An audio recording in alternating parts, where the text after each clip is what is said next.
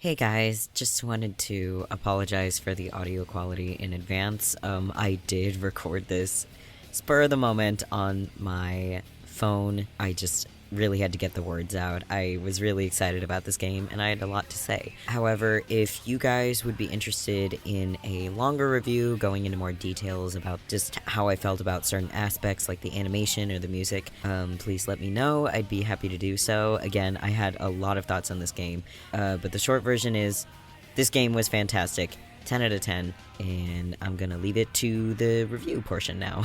I just finished Shadow Generations. I played Sonic Generations before that, and I just have like a lot of thoughts because I'll be honest, I am more into Sonic in terms of like the fandom and just the character. Like, I'm a very, when it comes to video games and the video games I like, I'm a very lore heavy person. I feel like Sonic games are much more like ADHD. We're just playing a game. There's a story there, but it's comparatively lackluster. It's not bad, it's just not as much there. That's fine. But I say that to say, essentially my first re-exposure to proper, like, playing Sonic games was Sonic Forces, and Sonic Forces was not good. I had fun, I guess, playing it, but, like, it just, I don't know. I could tell it was not good. The reviews were bad, so I walked into it being like, the reviews are bad, so I just don't want to be too harsh on it, but it's probably not good. And it was not good. It was not good. It was just really poorly written. One thing I noticed when I was playing Sonic Generations, again, I played Sonic Forces first, and in Sonic Forces, they addressed classic Sonic as Sonic from another dimension. In Sonic Gen, it was like, that's just younger Sonic. That's him from the past. And I'm like, okay. But I say that to say, both Sonic and Shadow Generations were really, really, really well made. You could tell the people making those games actually cared about Sonic and Shadow. And I would say in terms of quality, they're on par with each other because they were both just really well made. If anything, Shadow Generations did step it up a bit. It was a bit better, I would argue. You know, a huge thing with fandoms and any franchise these days that I'm super critical of is pandering. It's just, there's so much bullshit.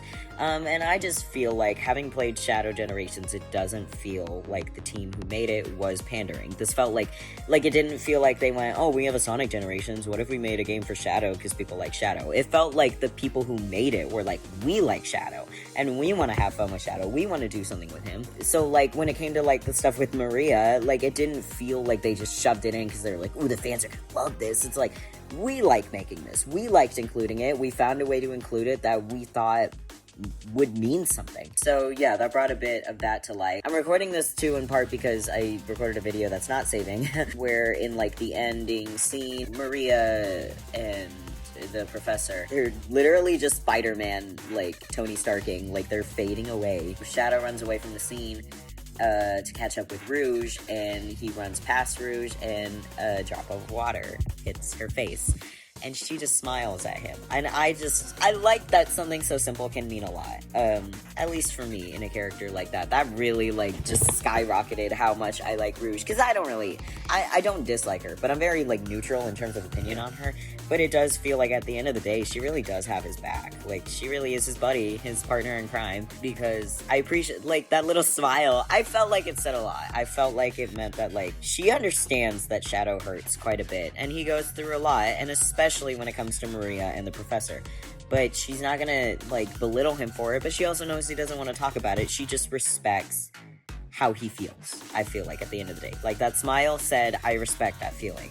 I'm not gonna ask you about it because I don't want to pry, but I respect it. You know, like, I love Rouge for that. That was amazing. That was so wholesome. And again, Sonic Generations is really good. I just feel like they didn't try to copy-paste Sonic Generations and just make it Shadow. They did take a lot of creative liberties and have their own fun with it. So it was really well made. I really appreciate it. Really fucking good game. 10 out of 10, honestly. I would say, like, if Sonic Generations was a 10 out of 10, Shadow was an 11 for me. Shadow Generations was really good.